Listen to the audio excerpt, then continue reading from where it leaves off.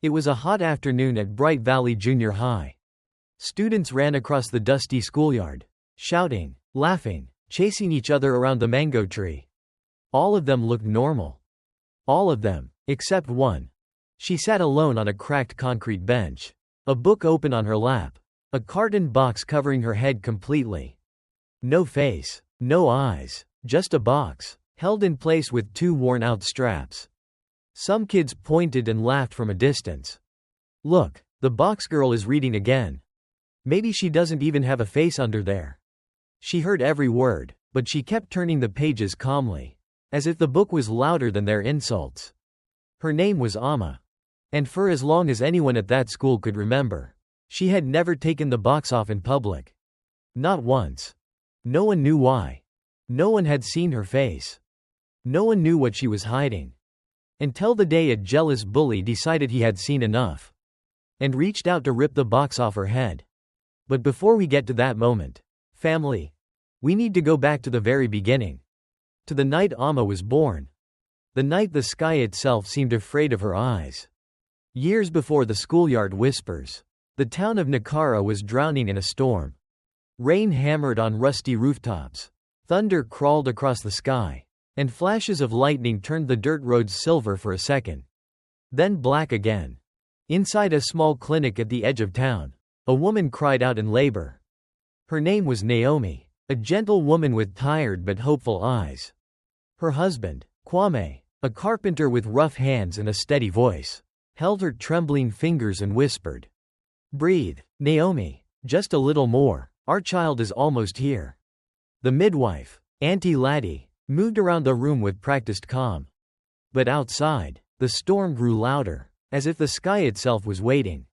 Then, suddenly, a sound cut through the thunder. A baby's first cry.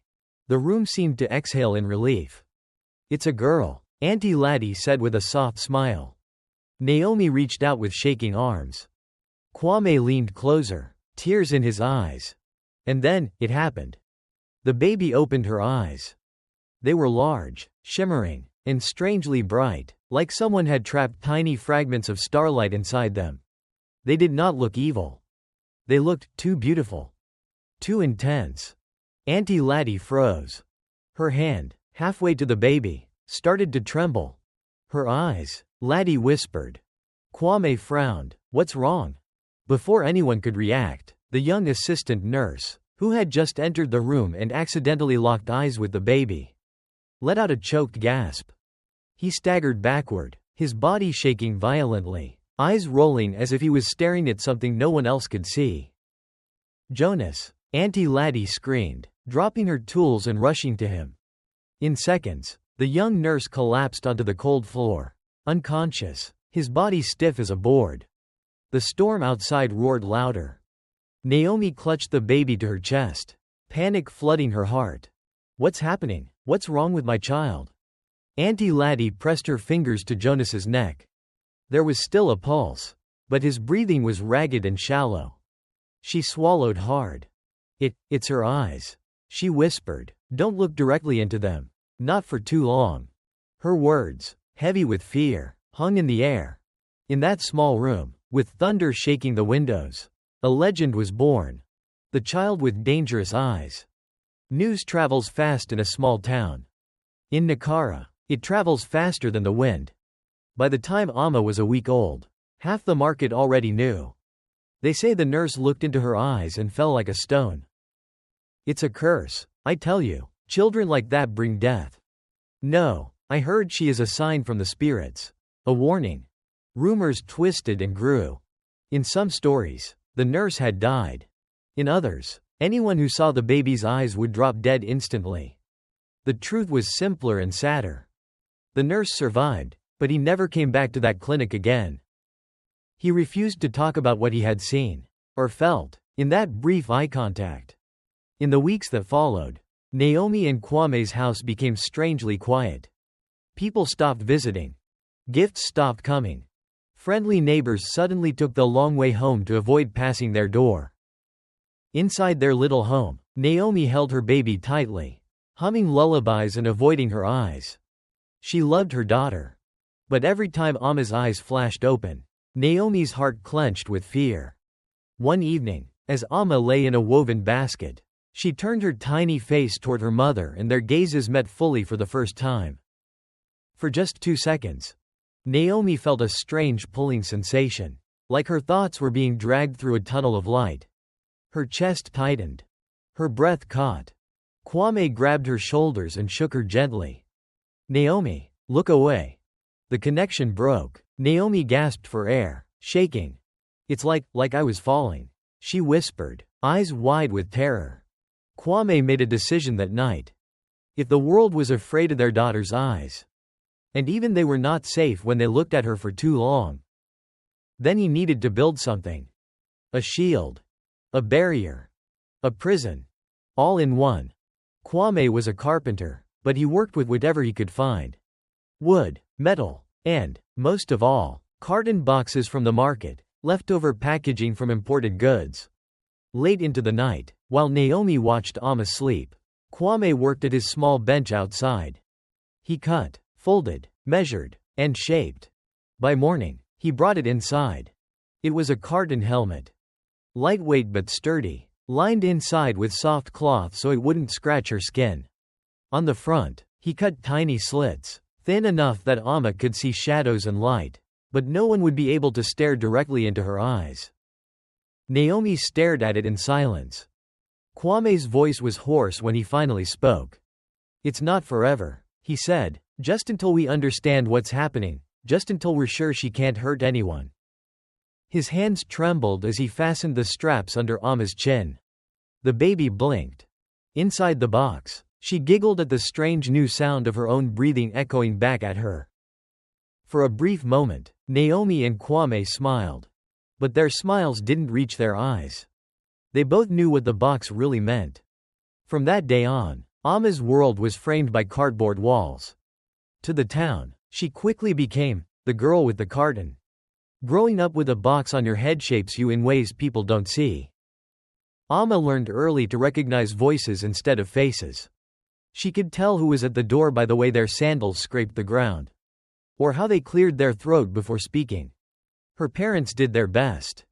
Naomi taught her to read using old storybooks. They sat by the window where sunlight could slip through the tiny slits of her helmet. Kwame built small wooden toys. Then later, simple puzzles and mechanical trinkets. Noticing that his daughter's hands were always restless, always curious. By the time Amma was 6, she could take apart a broken radio and put it back together faster than most adults. When she was 8, she built a tiny windmill from scrap metal and plastic, making a small bulb flicker to life. "Where did you learn this?" Kwame asked, stunned. Amma shrugged behind her box. "I just see patterns in my head," she said softly, like the pieces already know where they want to go. Her parents exchanged a look. Their daughter's eyes might be dangerous, but her mind was a miracle. Still, there was only so much they could teach her at home. "She needs school," Kwame said one evening. "She needs more than just this house." Naomi bit her lip. "They will laugh. They will fear her. You've heard what they say at the market." Kwame nodded slowly. "I know. But hiding her forever is also a kind of death." Naomi. They both knew he was right.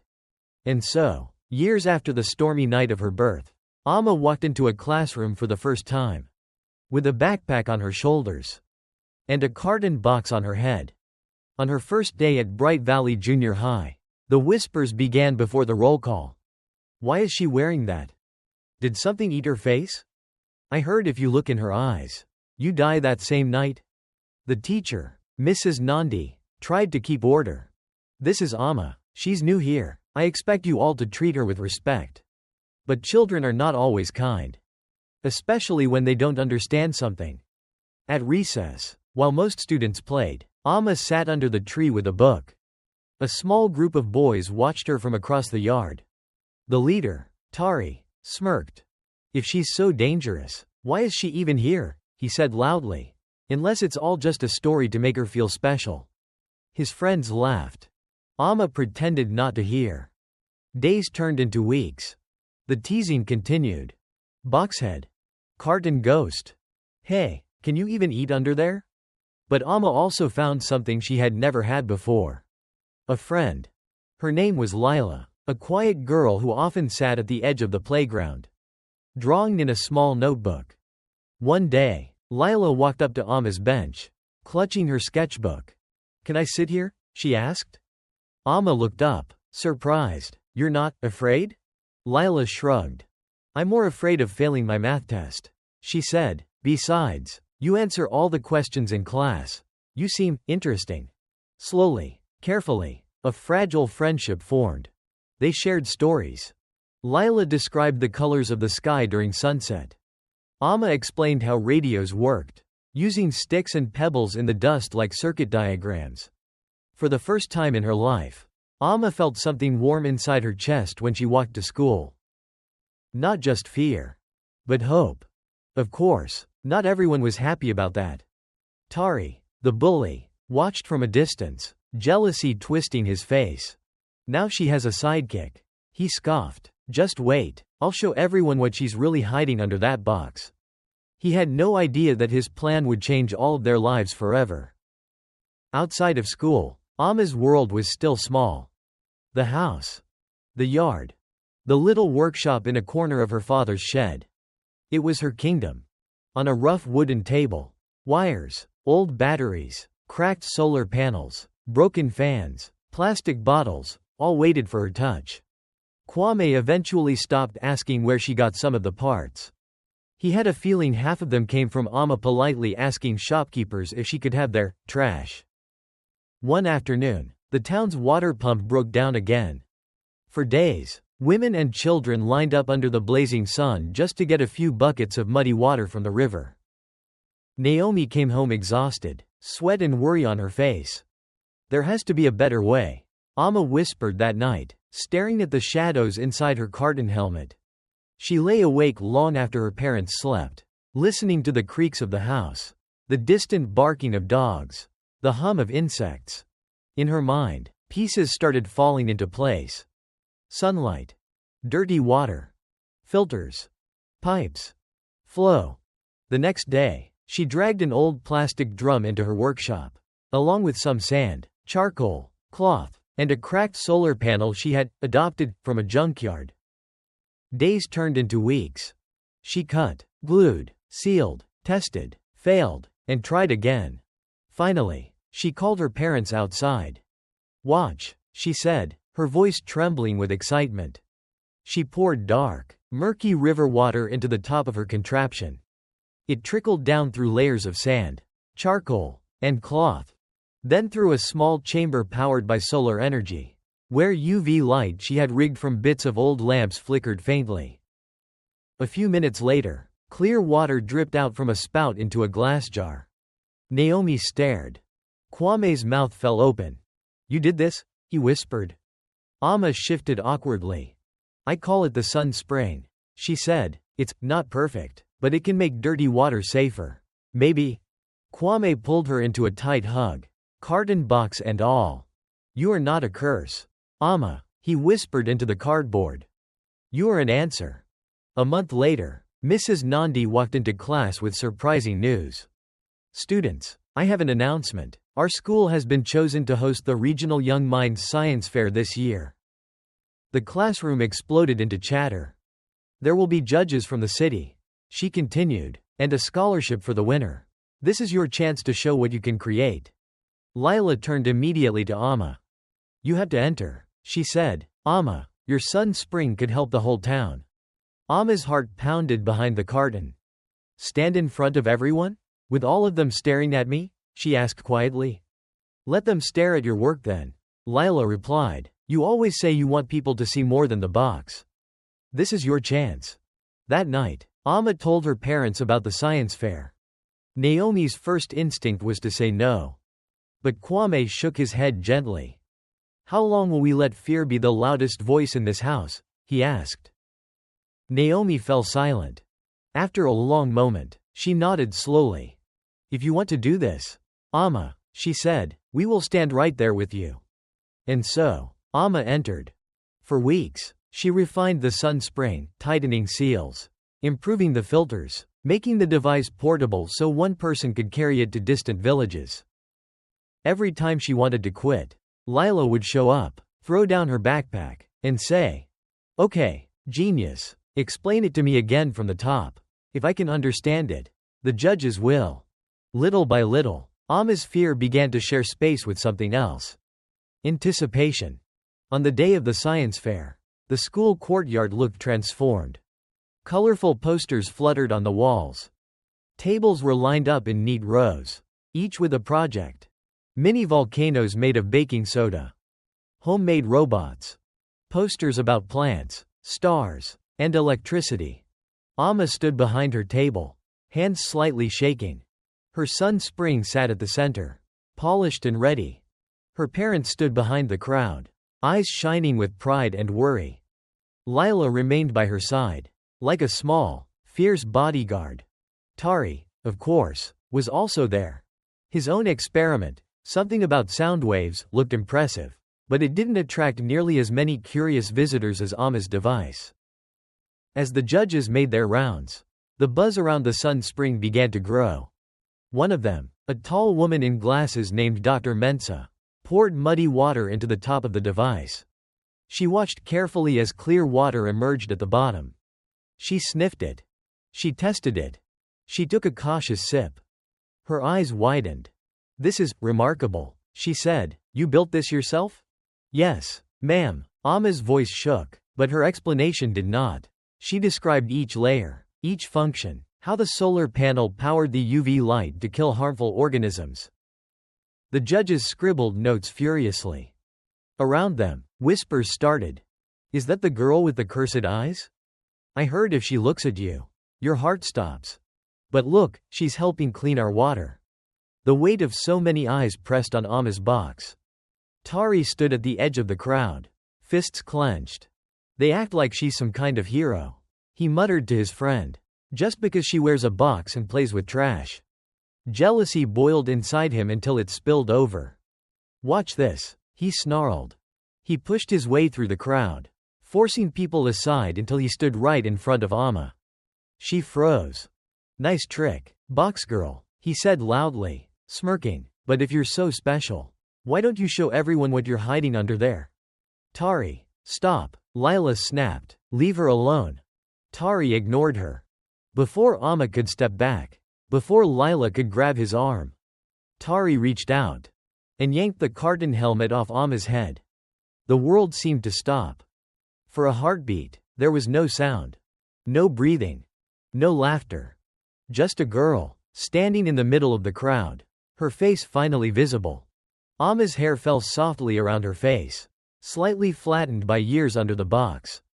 Her skin was smooth, golden brown under the sun. But it was her eyes that held everyone captive. They were luminous, deep, reflective.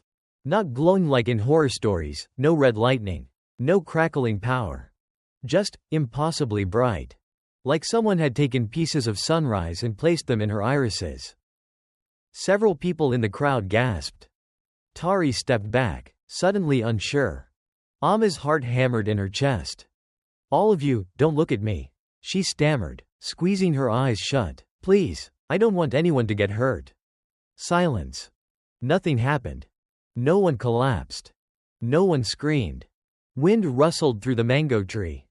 Lila's voice, soft but clear, broke the tension. "Amma, open your eyes," she said. "No," Amma whispered. "Last time, when I was a baby, someone." "Amma," Naomi called from the crowd, tears streaming down her cheeks. "Look at me." Amma turned slowly toward her mother's voice. She opened her eyes. For the first time, mother and daughter truly saw each other. Naomi did not faint. Her chest did not tighten. Instead, she let out a shaky laugh that turned into a sob. "You're beautiful," she choked out. Around them, people started to murmur. Is the curse gone? Maybe it was never a curse. What if the story was wrong? Dr. Mensa stepped forward, her scientific curiosity burning brighter than any rumor. "Has anyone ever examined her properly?" she asked, her voice calm but firm. Kwame shook his head. "We were afraid," he admitted. "We thought just one look could." He trailed off, unable to finish. Fear grows where knowledge is missing. Dr. Mensah said gently, "If you'll allow it, I'd like to run some tests to understand what really happened." Amma swallowed nervously. For years, she had been defined by whispers and half-truths. Maybe it was time to know the whole story. A few days later, Amma sat in a small examination room at the regional clinic. Machines hummed softly.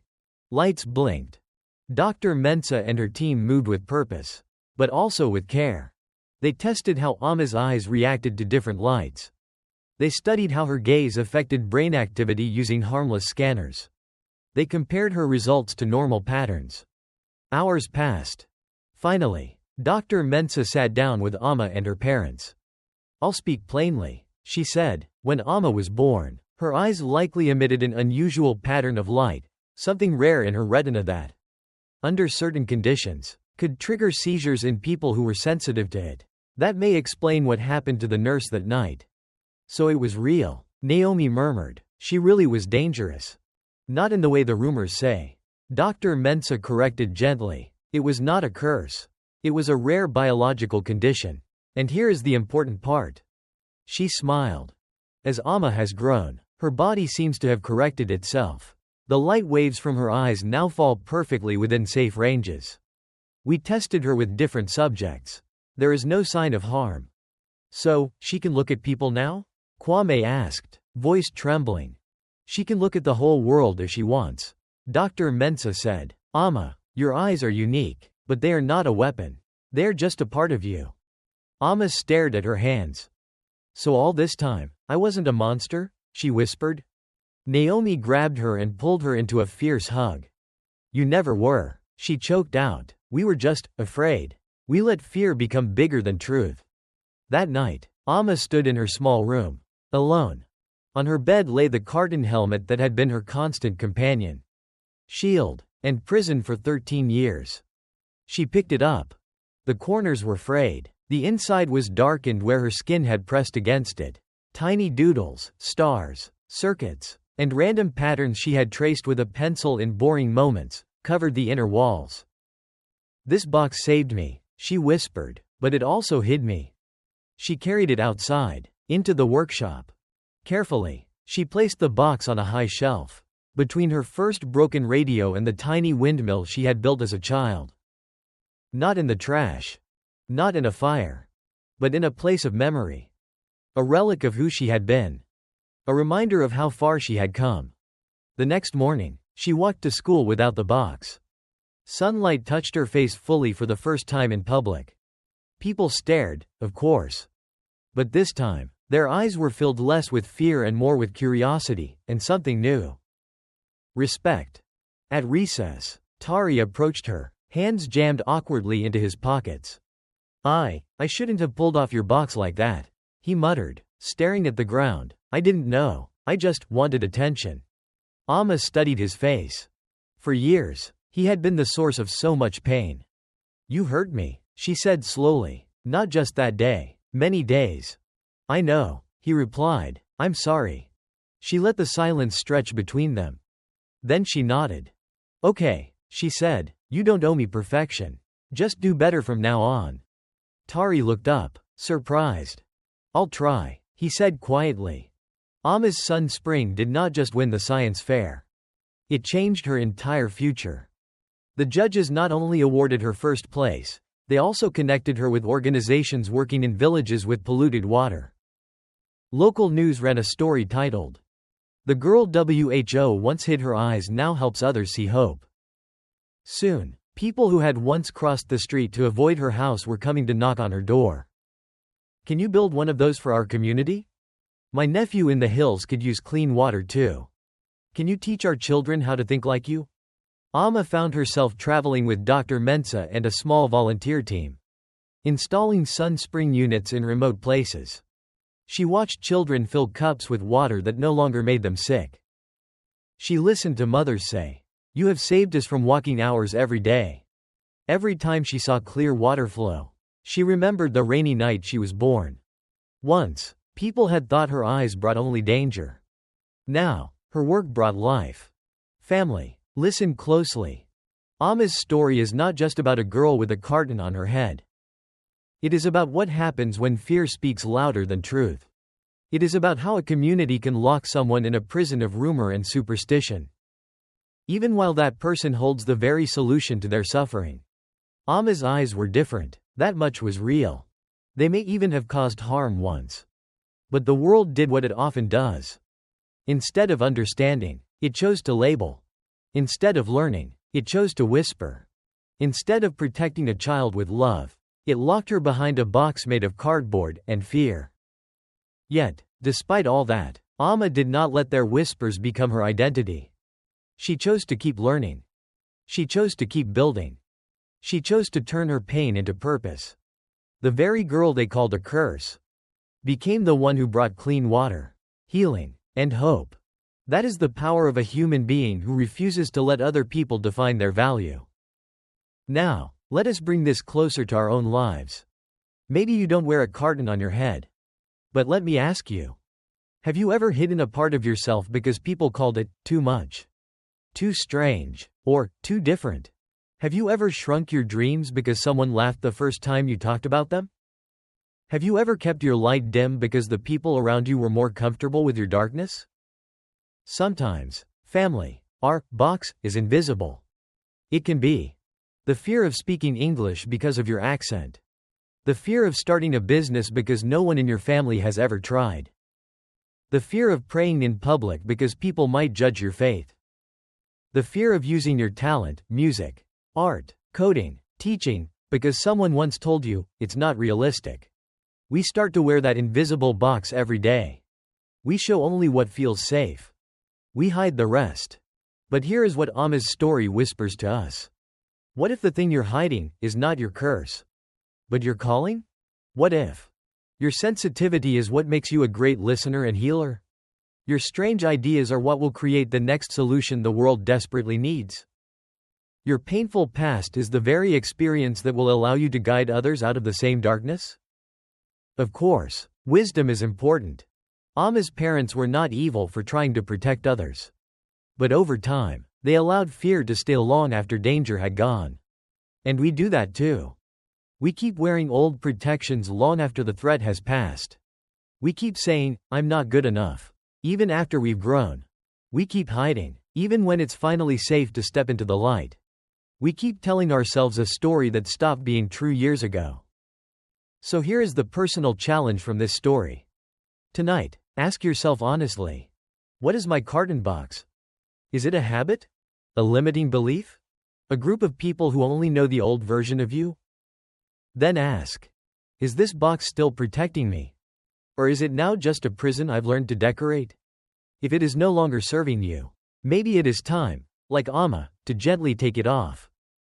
Place it on a shelf as a reminder of where you came from. And walk forward with your face uncovered, your eyes open, and your gift finally visible. Because the world does not need another perfect mask. The world needs your real light.